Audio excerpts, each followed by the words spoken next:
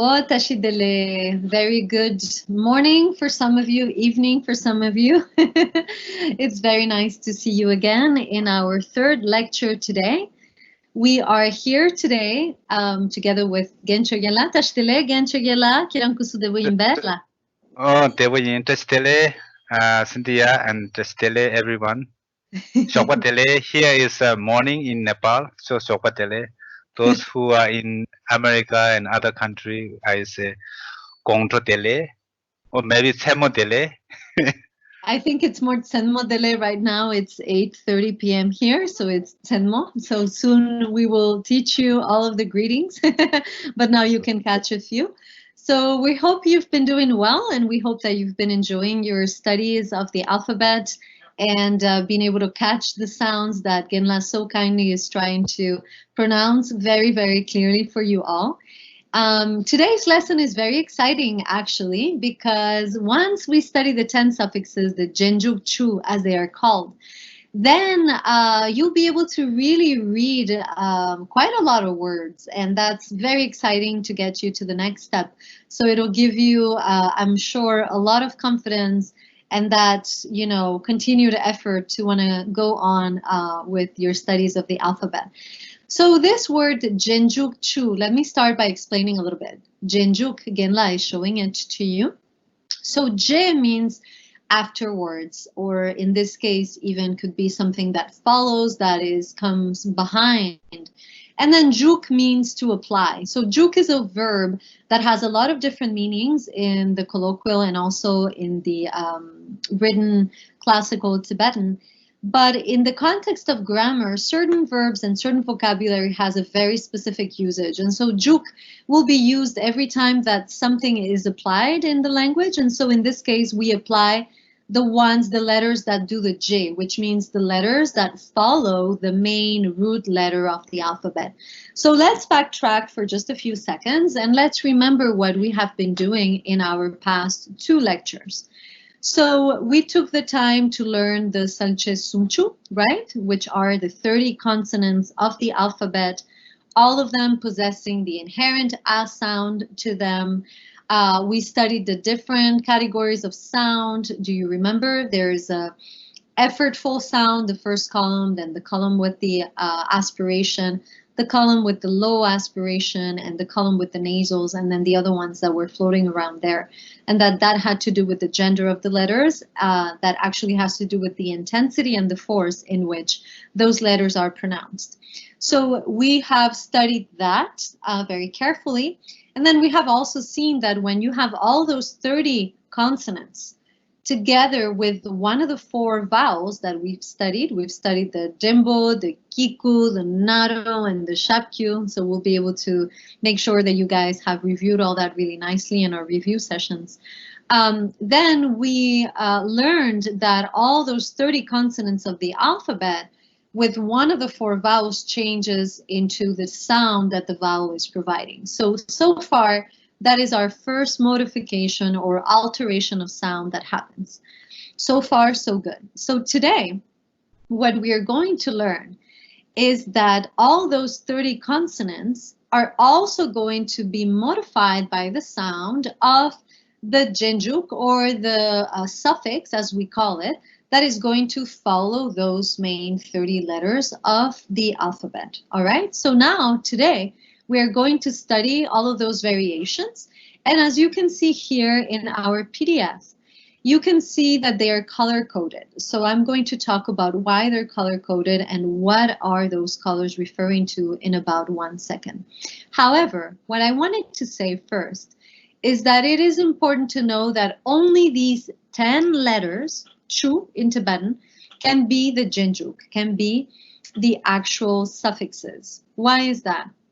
Because we will study towards the end of this lesson that we also have what we call the post suffixes or secondary suffixes. So it is important to kind of keep in mind the number of these letters, just so that it's a little bit easier for us to recognize them. So they're not random. Only these 10 letter combinations can actually be suffixes. All right, so it's not a random system. It is actually very thought out. So let's read them together once. Genla, can we just read them together one time so that we can remember the sound of each one of them, please? Lasso. Okay. So ka, ka, nga, nga, ta, ta, na, na, pa, pa, ma, ma, a, ra, ra, la, la, sa, sa. Okay, so remember all are not high tone. It's all low tone. It's not. This is not ga. It's just ka, and then nga. So this is not da. This is just ta, and then na. So this is not ba. It's just pa, and then ma, a, ra, la, sa. Okay. Sa is the only one in this list that is a high tone, actually, correct? Yes, yes. So that's a good thing to remember that Genla is saying. Keep that in mind. That's quite important, actually. Lasso Genla. Should I proceed? Should I continue? Lasso.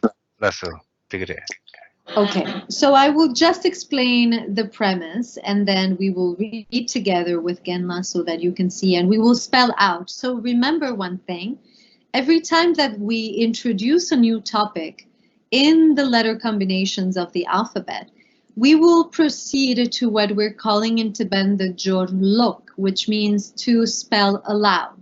As we mentioned to you in the lecture in which we are explaining the change of sound that happens in combination of the yangshi, the 4 vowels, then now every letter that we're going to be adding to the main root letter is also going to have to be spelled aloud. So we are going to teach you how to do that in each one of these segments, okay? All right, so let's go back now to the main explanation of the paradigm behind these 10 suffixes. So if you look with me here in your document, we have the letters ka, nga, pa, ma, and a, those that have been highlighted in yellow. Okay, we're going to start with those. What is important to understand is that every time that you see any one of these letters as a suffix, the first thing that we need to remember is that the inherent a sound, the vowel sound that is carried by them, remember Genla was telling us there's this inherent a sound that is pervasive in all 30 consonants, that one disappears the moment that one of these 10 suffixes becomes an actual suffix. Okay? So the a sound is going to disappear. That is the first thing that will apply to all of them. Now, specifically to ka, nga, pa, ma, a, which I have just read, the ones that are in yellow, what is going to happen when we have suffixes, these 5 suffixes? We are going to retain the main consonant sound, but without the vowel. What does that mean? So let's take, for example, the first one, ka. What is the consonant sound of ka? Well, it's here in your throat, is this k sound, right? Like k, k, almost like this k wanting to come out of my throat. But it doesn't come out because there's no vowel that carries it. So it just stays in the throat. So k, you will hear the sound k together with the actual root letter that it is associated with. All right, bear that in mind. Let's go on with nga. In a minute, we will give you all the examples so that you can see. Nga is the same. What happens when we get rid of the inherent a in nga? Then there's this ng. And actually, if you're a native English speaker or you speak English, most of you actually do, then think of the word song or to sing, right? Think of what that feels like when you're pronouncing it in your throat. When you say to sing or song, then at the end, you're producing this sound that also remains in your throat, this ng kind of a sound. This is exactly the sound that the nga is going to produce without the vowel sound. So this okay? Very good. So now, let's move on to our pa. There it is. So pa, without the inherent a, is simply the p, like papa, like poppy, right? It's this p sound, that same that retains, stays kind of wanting to come out. It comes out a little bit more than ka and nga. So you're going to see that as well. Okay? Then moving on to the next is going to be ma. So we get rid of the inherent a, and that becomes just like mom, right? Just like when we say mom in English, the second M in the word mom is going to be exactly what the ma is going to do to the words in Tibetan when the inherent sound is disappearing, isn't there anymore. And then the last one in the yellow, the one that comes after it, the a chung as we call it, the small a, that is the name that we give to this letter in comparison to the other a at the end of the alphabet, which is bigger. This one is the a chung, the small a. Why is it small a? Because the sound is smaller. The sound is a little more quieter.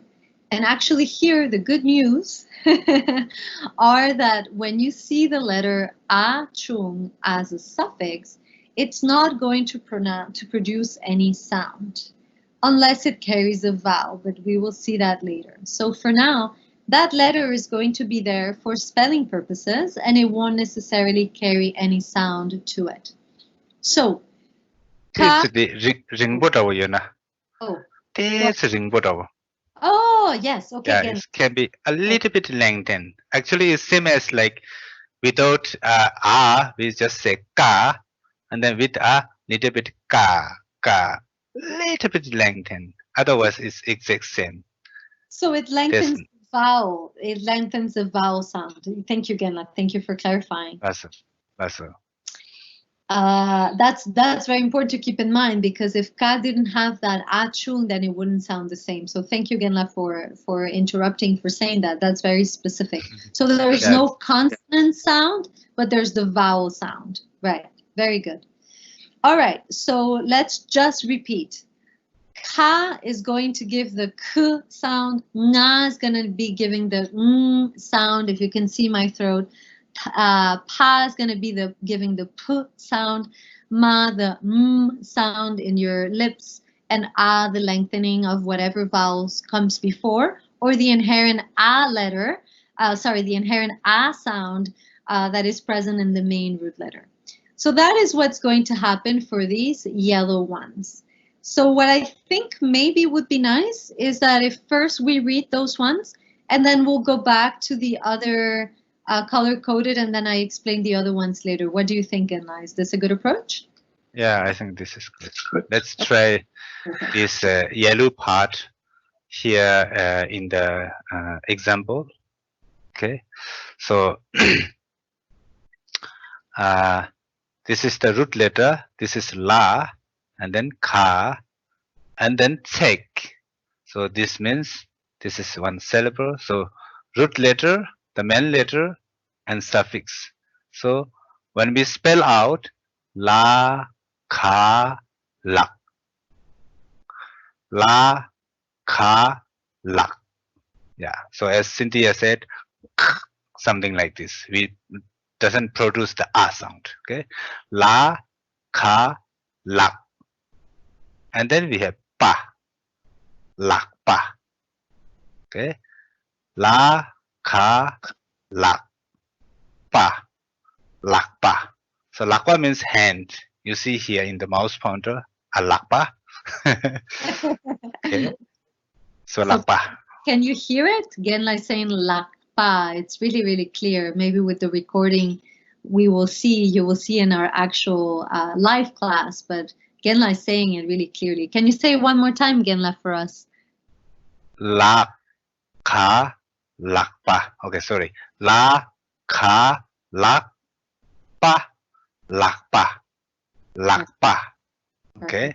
it's not lakapa. Okay, if you say lakapa, and then there's no more exist the suffix. Okay, lakpa. Then Oh, let's move. very crucial, Genla. Please, thank you for Yeah, saying that. Why is that? Can you please explain why it's not la capa? because there's no check. If there's a check, and then you can produce lakapa, and then there's no more. There's no. It means there's no suffix. So here we, since we have a ka suffix, and then we produce lak, lakpa, lakpa. Exactly. So going back to what I said in the previous lecture or the first one, I don't remember, I think I've been saying it, is that every time you see the tsek, so again, the tsek is a little dot between the syllables, that marks a syllable. So this is our first real syllable that contains more than one letter. In laka, lak, that is one syllable. Why? Because it's just one sound, lak. Right? It's not lakpa. There we have two sounds, two vowel sounds. So that is really, really crucial. Thank you, Genla. Sorry for the interruption. Also, today we have ya as a main letter or root letter, and then we have suffix ka. So spell out ya, ka, yak. Ya, ka, yak. And then we have pa and naro, pa, naro, po. Okay, pa and naro becomes po. Okay, and then yak, po, yak, po. Okay, and then let's go to here. Here is also la stand as a root letter, and then nga as a suffix. Yeah, here's one thing is because if you see two letters, it's coming letter. If you see two letters, and then first one is always the main letter, okay, and then next is as a suffix. So la, nga, lang, okay, la, nga, lang. So it's as Cynthia said, not nga, okay, la, nga, lang, okay. And then here we have ta from the second column from the alphabet. So ta is not ta, it's ta. And then we have pa, ta, pa, tap. Okay, ta, pa, tap. Just close your lips, don't open. Tap, just tap. Okay, and then here we have first column from the alphabet is za, high tone, right? Za, ma, zam. Okay, za, ma, zam. Okay, and then we have here suffix a, achung. Achung means small a, as Cynthia mentioned. So here just is the pronunciation is remain same, just a little bit keep lengthen. Even is you can just produce like ka, is still is fine, as Cynthia mentioned. But if you can just little bit lengthen the pronunciation, the sound. Okay, ka, a, ka, ka, a, ka. Okay, ka. And then here, we haven't come to that. okay, one. I pass to Cynthia. Thank you, Genla. This one, Cynthia, I just read once without spell out. Okay. Yes, please, Genla. Okay. Please. Yeah. Okay. Lakpa, lakpa, yakpo, yakpo, lang, lang, tap, tap, zam, zam, ka, ka. Okay. Sasong, thank you. Thank you, Genla.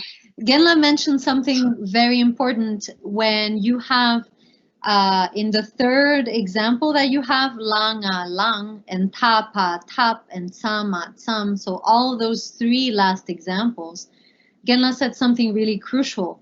Now you have two letters and there's no vowel whatsoever. So how do you know which one is the root letter? When there are two, usually is the first one. So we will have a section that will be dedicated to explaining how do we find out which one is the root letter when it's a little bit tricky to identify, and especially when there's no vowel, because the vowel makes everything easy. So we will discuss that at length. Also, in the next segment of our class, you will learn about the prefixes. Now, the letters that precede the main root letter, and those will only be 5 specific ones. So once you know those rules, you'll also be able to distinguish and at least work by elimination. But anyway, all that is a lot of information. We'll come back to that. One thing I wanted to mention before talking about ta, na, ra, la, and sa suffixes, I wanted to go back one time very briefly to the ka, the first one. All right. So in the two examples that Genla read first, he read laka, lak, pa, and then yaka, yak, pa, narupo, yakpo. So here, because there is a second syllable, lak and pa is the second syllable, then the ka sound is very distinct because you kind of need that transition in your actual throat. There's going to be examples in which there is not necessarily another syllable coming after the ka, in which the ka sound is not as pronounced, right, Genla? For example, when we say genla, the spelling is la, ka, and then a sa, which we will learn today. And the pronunciation is not genlak. It's actually really soft. It softens here in your throat. So just bear in mind, right, Genla? Very. Yes, yes. Or like when you say tashit dele, right? Our greeting that you guys already know, tashit dele. We will see the spelling of it in a minute, but it is spelled with a ka, la dembule ka, and it's not lek. All right. So just bear in mind that sometimes this ka is really soft, and that is especially when there is no second syllable that comes afterwards. So no worries, we will have time to do a lot of practice about that, but keep it in mind if you can. Okay, so now let me go back to the ra. First, I'm gonna go jump to the one that has been highlighted in gray over there. That is our ra suffix. And I will introduce that one first because the other ones have similar rules. So the ra suffix, the Jinjuk ra, has two varieties or two styles, let's call it, of pronunciation. And those styles really depend on the region where the Tibetan speaker is from. We haven't actually yet spoke about the fact that there isn't just one pronunciation of the Tibetan language, because there isn't just one Tibetan language. Tibetan language is a multiplicity of dialects, of sub-dialects, of varieties of languages within oneself, with different pronunciations and very different ways of pronouncing and of saying different things. So depending on the region where the native speaker is from, then they will pronounce very differently. So here we are trying to teach you the pronunciation that has been more widespread in the region of Yutsang, central Tibet, and also in the region of Lhasa, the capital of Tibet, which has been the main language that is spoken by Tibetans in the diaspora and in exile in India, Nepal, Bhutan as well, some of them. And so we are trying to convey that some people like to call standard Tibetan, even though there is no such thing as a standard Tibet, but is a language that has become the lingua franca, if you will, that most Tibetans will understand, but they will all pronounce in their different ways, if that makes sense. So we'll talk about that in our live sessions, but keep it in mind that not everybody will pronounce the same way that we are teaching you here. So here with the ra suffix, what happens is that there are two styles, even within Central Tibetan's native speakers. One style will be to actually pronounce the ra sound. So pay attention, this ra, I always like to say, because there's usually speakers that have learned a little bit of French or German, And so it's not the ra as in French or in German. It is not necessarily the ra that can be so strong in Italian or in Spanish, but it's kind of a little bit more soft than in Spanish and Italian. It's more like ra or ja, depends on the speaker, all right? So you might hear certain people actually pronouncing it as a r. Here you'll hear Genla in just 1 minute, but other speakers will not voice it at all. And what they will do is similar to what we learned with the achung, is that Here, I just put in together. Exactly. Genla already Yeah. knew that you were going to ask that. Thank you, Genla. You already knew. You read our students' mind. So Genla put it very cleverly next to it. Why? Because it's exactly the same. It will lengthen whatever vowel is there, either the inherent a sound or whatever other vowel. Okay? So either lengthening the vowel or pronouncing. So now, Genla, please give us both styles of pronunciation. Okay, let's similar to this ka. I pronounce is ma. Okay, the final sound is ma, like ka, ma. So this is because Central Tibet, that Tibetans use ma. Also is very, I would say, in spoken language we use a lot. It's very common we use ma. And then we say here we have another pronounce is same as this ma, ra, mar, ma, ra, mar.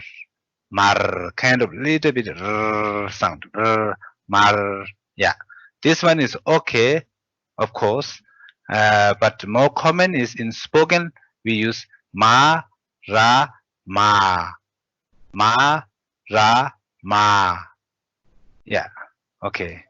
And the same thing I was telling you about what happens with the suffix kai initially, if there is a second syllable or not, then the pronunciation varies slightly. The same case will be here. If you have another vowel, not vowels, sorry, another syllable afterwards, like for example, ma jembo me, which means fire. Ma, by the way, means butter. So if we want to say butter lamp, it's going to be marme. Now, because the me is there, some speakers will actually pronounce the ra, and you will hear marme. But other speakers might just want to say mame. It depends, but it's more customary that you could hear if there is a second syllable that you will actually pronounce it. So Genla, pretend that we had the word marme. How would you pronounce it for the students? Yeah. Yeah, that's you are correct, because as for the here, if we have Martin Bome, that means like lamp or fire. So here we produce, as like Cynthia said, marme. We produce the ra. That for this just we say marme. Then we say mame. Is even not comfortable for the lips. We produce the ra, marme, because for the because if there's a mame and then the first syllable little bit lengthened, and then we still need the sound in the one word that next me, the fire, and then it's not comfortable. Then we say mame, and then we produce for this we say marme, as like Cynthia said before. So marme. We produce the ra. Namjin Cynthia nganzuti marme la di ra di da di tengdua. Tungido. It's true. Genla is right. It's true. It's very not so common to hear people not actually producing it. So did you hear? I smiled. Maybe you didn't see, because of course you're looking at Genla. But when Genla said, this is really important, he said it's not comfortable to pronounce. And this is a really important concept in the Tibetan language, actually. I will write it for you later on when we know how to read everything. This is a concept that a lot of times it is introduced as what we are calling jede, easiness of pronunciation or utterance. And Genla, you will hear him say that a lot. What does that mean? That there is a reason why certain things get pronounced in the way that they do. I will not go into the details now because we don't have a whole lot of time, and we can talk about it in another moment that will be more relevant. But ing chevotu Cynthia, can I interrupt? So Please. tanda nganzu pena marme duala. Yeah. Marme je la nganzu ti marti selpa thangpura niba ti meta niba khare na marme marku marshu khare pa ina ya ti ragi dal logodu. Khasi ti chikpo khra chik imba ina ani rati dati malogna yaga yore. Ti konzo laba ina ani changma chikpare. Lasso anidita Aso. chagi. Oh, Te ti so la shere. Genla, what Genla is Aso. just explaining is really important. Genla has just said that we can consider that every time you see the word butter, ma, by itself, then you will really hear Tibetan say ma with the lengthening of the vowel.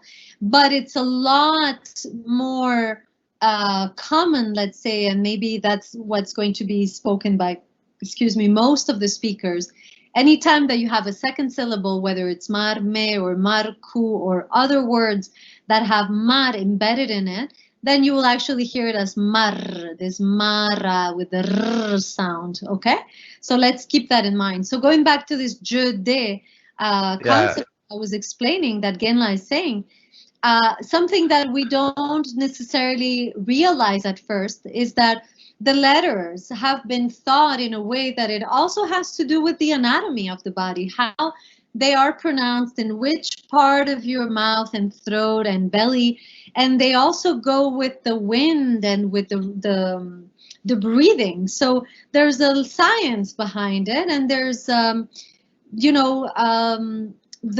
knowing the correct way to pronounce all the letters is very, very important in certain Buddhist practices of the winds and the pranas and the recitations as well. So there is a whole kind of intertwined universe there. So I will not go into the details, but this is one of the reasons. So just keep in mind when Genla says it's not comfortable or it is comfortable, it is related to these notions of what feels good in the throat, in the vocal cords to pronounce, because there's a whole science behind it. So now, without further ado, I will explain what happens with ta, na, la, and sa, and then you will get to practice more with Genla, because it's very important that you actually hear these now very different sound combinations that are going to happen.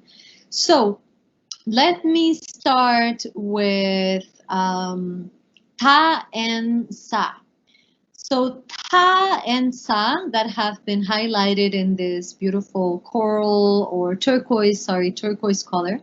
Ta and sa, first of all, there's two things that happen, okay? The first is that ta and sa as a suffix are silent. Now, again, certain speakers from certain Himalayan regions are going to pronounce the t or slight sound that will be there, but this is not the common practice by people in central Tibet. Most people from central Tibet will not pronounce the t or the inherent sound of that letter, so it'll be silent, so you won't hear it. But there is a second thing that happens. The modification that is going to happen depends now on the vowel sound. It doesn't depend on the consonant sound anymore. So what is that? Whenever you see the genjuk, the suffix ta or sa appended to a root letter, it changes the vowel sound into what we are calling, I am borrowing this word from linguistics, especially from German. There's this word that is called the umlaut. If some of you is familiar with that, what do I mean by umlaut? Well, how many vowels are we talking about? We're talking about the a inherent vowel sound. We're talking about the o vowel inherent sound. We're talking about the u vowel sound, not inherent vowel sound. So a, o, and u. Okay, those are three vowel sounds that we are going to be discussing. When a, inherent a sound of a letter, turns into an umlaut, this becomes e. So watch my mouth. E. You have to open your mouth. It's not e as the jimbo that we learned. You remember the one that was kind of a little diagonal stroke? It is not this sound. It is open. If you speak French, it's accent suffix. It's the little e that has a little hat on top. Or if you speak Portuguese, that's also one of the vowel sounds in Portuguese. All right? But not e. That is one. Now, if you have the vowel sound o, it's going to transform into e. So if you speak French, it's going to be e as in EU, for example, or just e. Okay, so from o, we go to e. We really have to close our lips together. O, we go to e. You will hear Genla in just a minute. And then the last one is the sharp Q sound oo, all right? Oo. When it is umlaut, it transforms into U. U. Okay, can you see my lips? U. Oh, thank you, Genla, for showing us. So, U, U. So let's go back. Inherent A sound becomes E. Okay? The vowel sound O becomes Ö. And the vowel sound U becomes U. All three of them are going to be transformed by the presence of the ta and the sa suffixes. That is really, really, really important. Okay? All right. Let's do that one bit, and then I'll go back to na and la, and then that'll be it for the suffixes. Okay.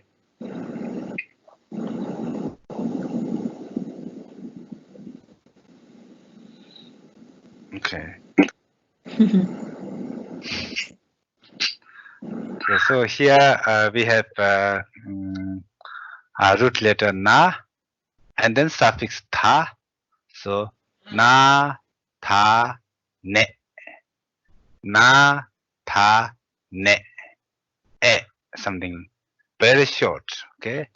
And then we have na, sa, ne. Na, sa, ne. The little bit lengthened. Okay. And then this is more like very short. And then na, tha, ne. Na, tha, ne. So whole sound is ne. And this one na, sa, ne. Ne. Something like this. Okay. Ne. Ne. Ne. Ne. Okay.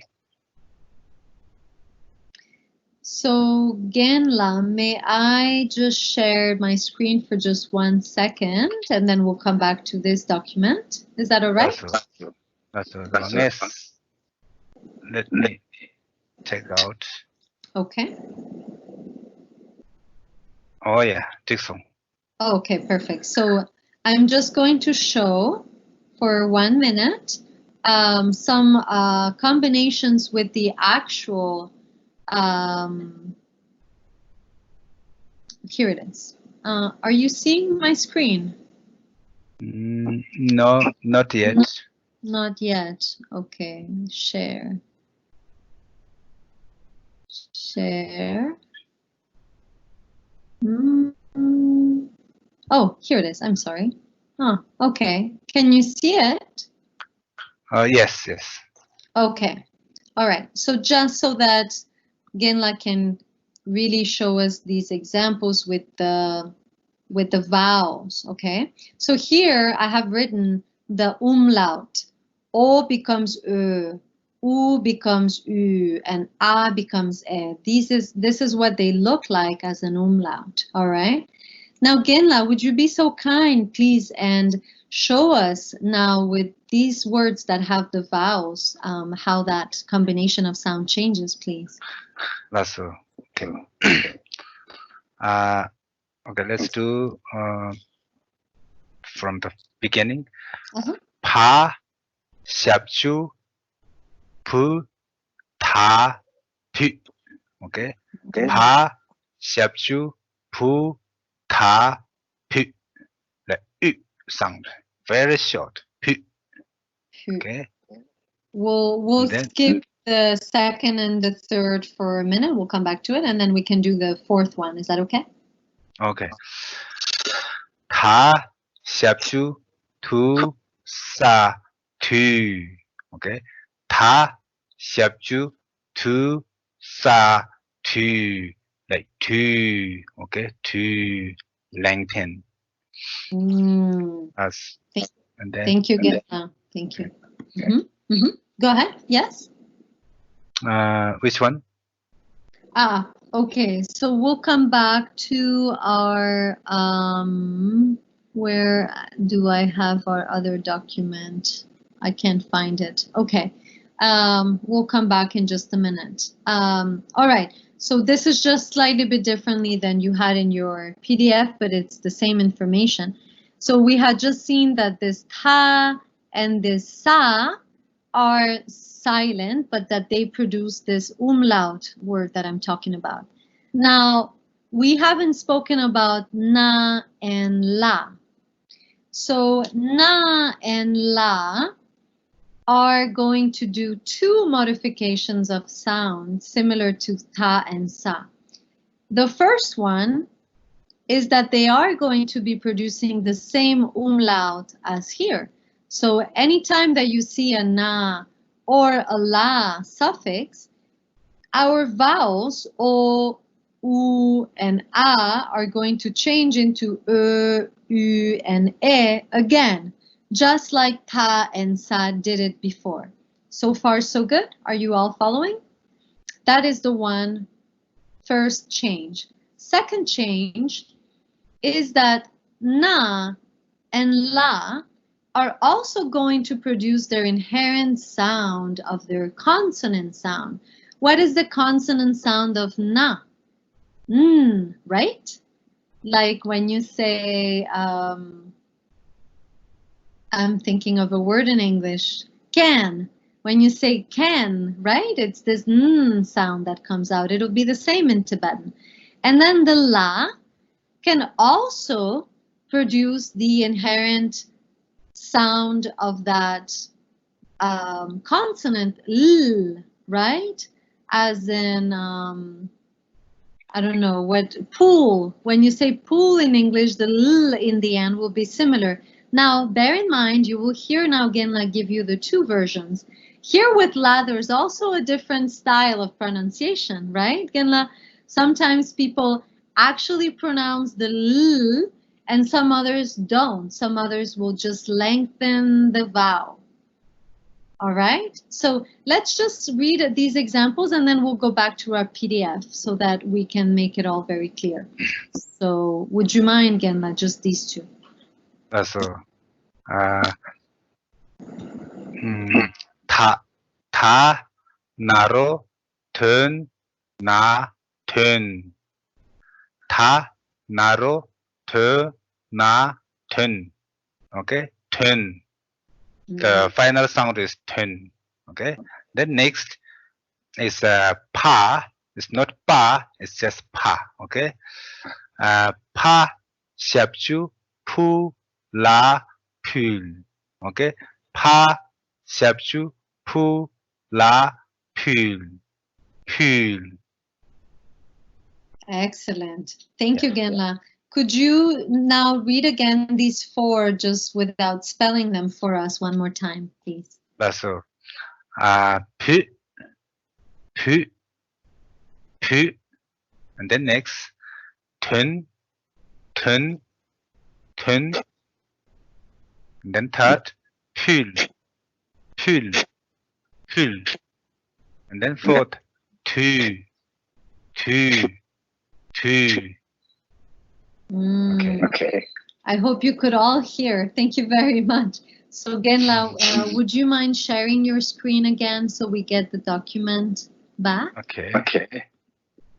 Thank you very much. So while Genla shares the screen, I will just repeat the rules because I am sure you must be going now like, oh my God, what has just happened in the past 10 minutes?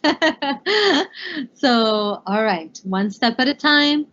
Don't worry if you didn't follow everything. You can watch the recording again. You will hear us explaining it again. Don't forget that you'll be practicing this with your ALIs, and you will be getting more instruction with us live too. So what Genla is showing us now here is the combinations of sound that happen with the 4 last suffixes that produce those 2 different variations in sound. So the blue ones, the na, the ta, and the sa, sorry. You remember what were the rules? One rule is that they are silent, meaning their consonant sound, inherent sound is not there. And I put that in brackets. Some parts of some speakers of certain regions of the Himalayas will say it, okay? But not in this style that we're teaching you today. So t, n, s, not there. That is one thing. The second thing is the umlaut sound of the vowels e, o, e, and u. All right? Then, what happens with the pink or the purple ones? Na and la. So, the umlaut sound is there. So, e, u, okay? And on top of that, the consonant sound is also voiced as in n and as in l. The l is a little bit depending on what the speaker wants to say. It might be there or it might be lengthening the vowel. You will learn those differences as you get to practice more with native speakers. Okay? So maybe we can read them again one more time. And I see that we have a few other with ra that we haven't read yet, right? Okay. So let's do from here. Okay. Na, ta, ne. Okay. Na, ta, ne. Ne.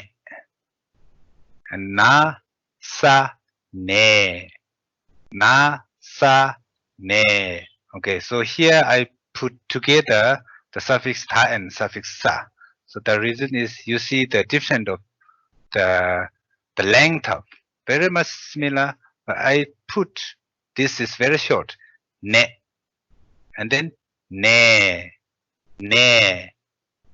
This one is ne, okay, and then this one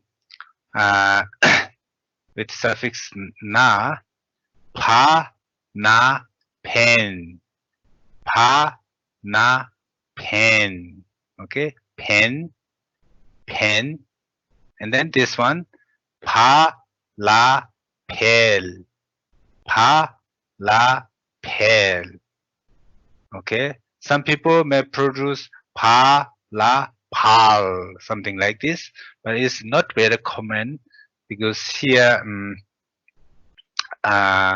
we mostly teach the common one. So people from like let's say like Central Tibetan dialect. So here we use pen, pel, okay, and then same ra, la, rel.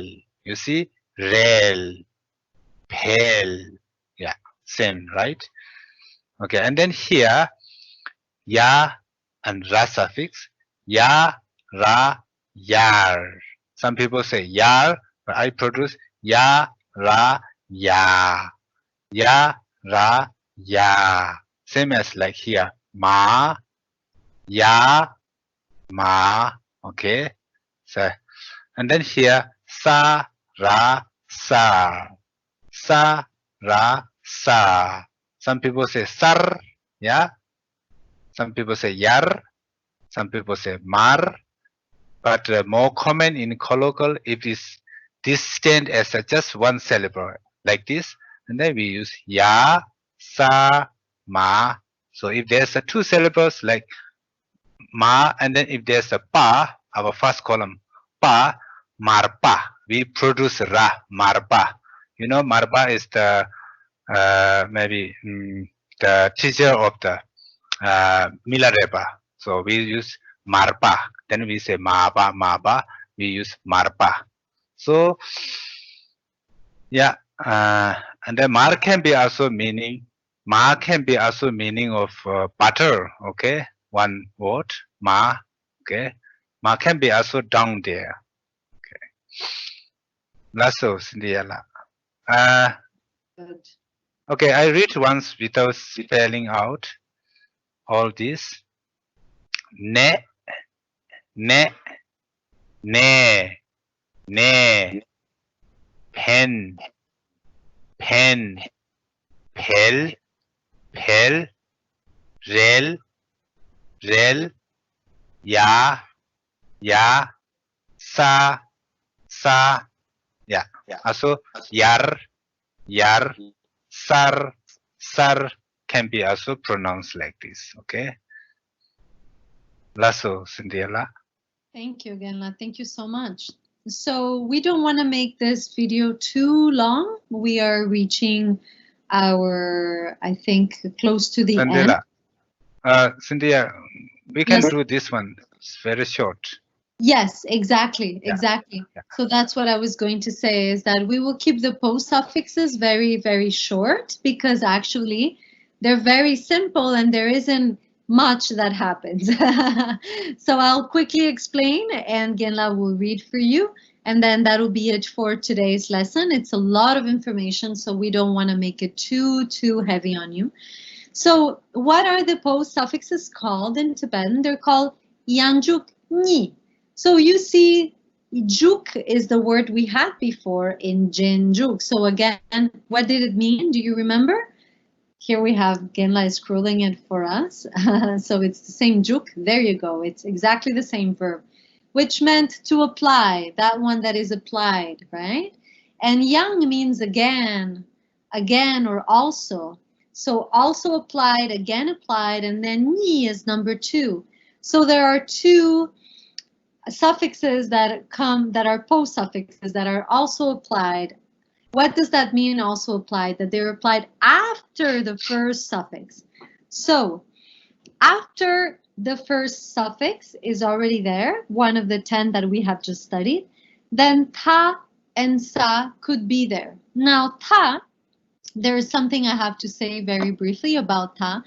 Genla said, here, post suffix, but we never see it, so don't worry. What does that mean? You might, okay, so if we never see it, why worry? Why then say it, you know?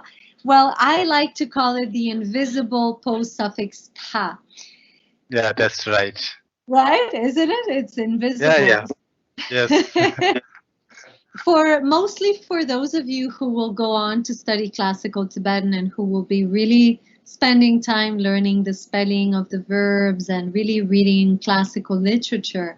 That is important because the presence of the rules that will follow the fact that there was an original time long ago, there was a ta, that was a second suffix, will be found in the presence of certain particles.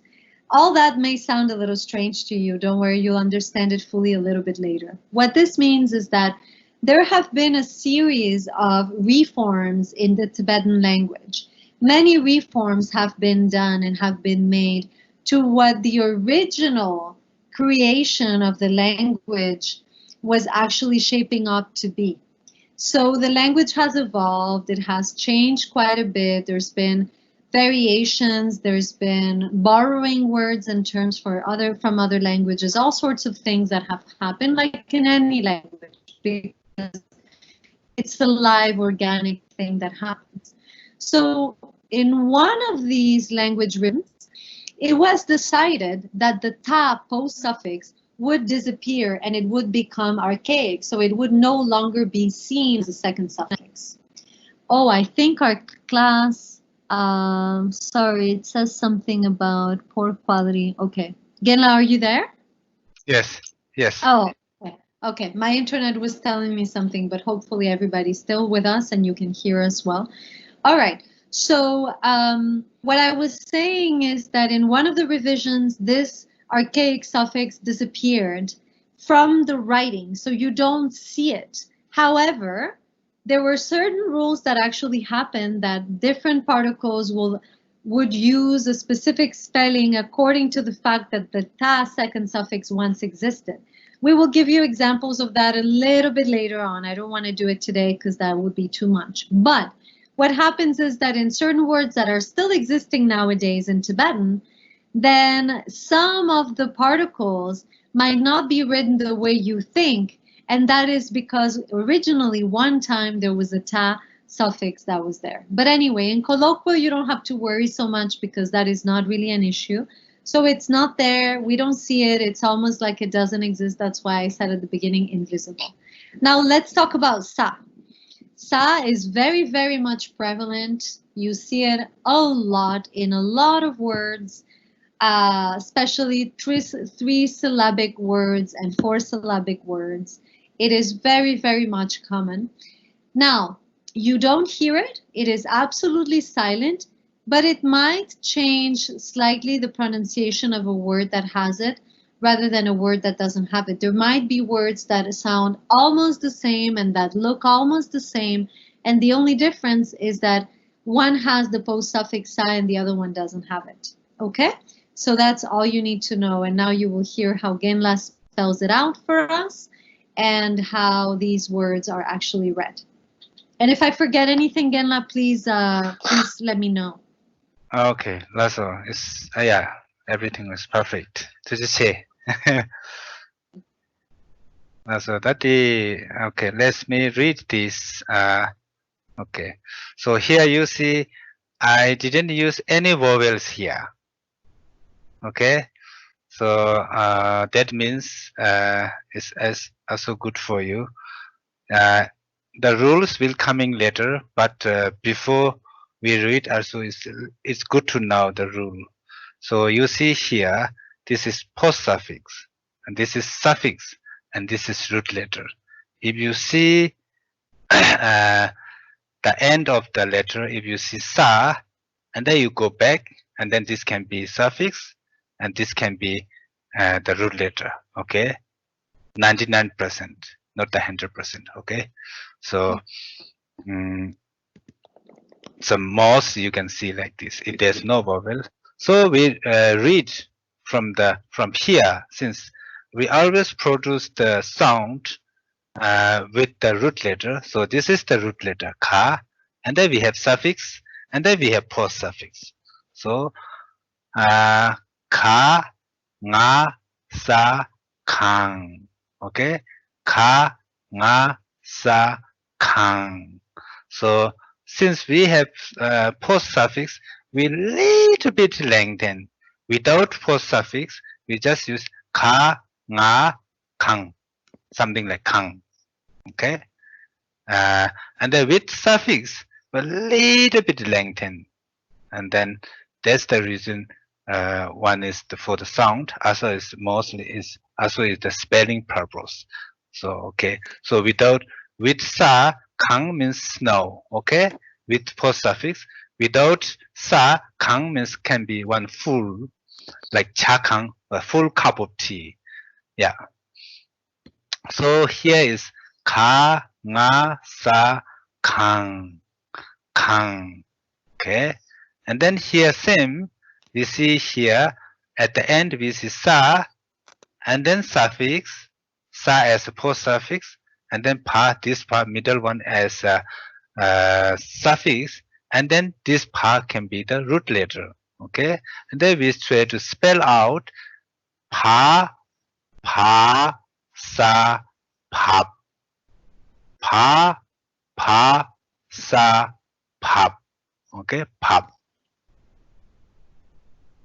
And then we have same here. First one is the root letter, suffix, and post suffix. And then we spell out sa, nga, sa, sang, sa, nga, sa, sang. Okay. Here also same. Root letter is sa, and then sa, ma, sa, sam. Sa, ma, sa, sam. Okay, and we have root letter ya, and then suffix sa, suffix nga, and then post suffix sa, and then spell out ya, nga, sa, yang, yang. Okay, yang, and then without sa, if we produce the sound, it's just yang, yang. And then with sa, yang, yang. Okay. And then here we have last as a root letter, and then nga suffix, and then suppose suffix. So la, nga, sa, lang. La, nga, sa, lang. Okay. And then I read all these without spell out, just the sound, whole sound. Okay. Kang, kang, pop, pop, sang, sang, some, yang, yang, lang, lang. Okay. Yeah, this much. Cynthia. Perfect, Ganla. In our, what we will do is that in our review class together, in our live class, then we will give you guys examples to read to us with the vowels that Genla has purposefully left out, right, Genla? We will do that. Yes, yes, because if we have vowels, and then it's easy to find the root letter, because any letter, any consonant which has a vowel, and then that letter can be the root letter. But here I just put without vowels in order to find. It's a little difficult, but it's good to know for you to find which is the suffix, which the post suffix, which is the root letters. For that, I just put without any vowels. Exactly. It's good practice. So thank you so much, Genla, for your patience today, for making it so clear to us. I hope that all of you students have been able to really hear it properly, and don't hesitate to ask us any questions. Write them down so you don't forget. And we look very much forward to seeing you in our live session to practice this together. Thank you so much to all of you. And see you all soon. And thank you. Thank you. Thank you. Bye-bye. Also.